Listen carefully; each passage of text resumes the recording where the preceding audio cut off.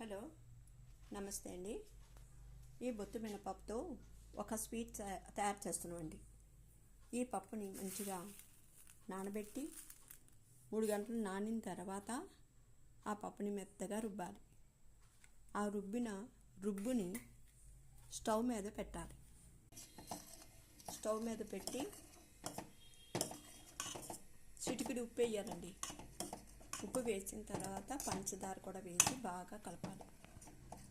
ఇది ఇలా బాగా ఉడికిన తర్వాత లాస్ట్లో ఇది ఉడకడం మీకు అర్థమవుతుంది. లాస్ట్లో కొబ్బరిపాలు వేయాలి. ఇది కొబ్బరికాయ మంచిగా తురిమి దాన్ని పాలు మాత్రం తీయాలి. ఆ పాలు వేసి లాస్ట్లో కలిపి ఇలాచీ పౌడర్ వేయచ్చు. అంతే అండి, చాలా రుచిగా ఉంటుంది. ఆరోగ్యానికి కూడా చాలా మంచిది. ఇలా ఒక 5-10 నిమిషాలండి పొయ్యి మీద ఉడికించాలి. పంచదార కానీ బెల్లం కానీ వేయాలి. లాస్ట్లో కొబ్బరిపాలు వేసిన తర్వాత ఎక్కువ మరగకూడదు, లేదంటే విరిగిపోతాయి. కొబ్బరిపాలు వేసి దించేయాలి. ఇలాచీ పౌడర్ వేయచ్చు. ఇది చాలా మంచిది ఆరోగ్యానికి. ఎలాంటి షుగర్ ఉన్నవాళ్ళు కూడా, బీపీ ఉన్నవాళ్ళు కూడా తినచ్చు. ఇది ఇంకా తెల్లవారి తిన్నా మంచిది, ఏ టైంలో కూడా తినచ్చు. థ్యాంక్ యూ అండి.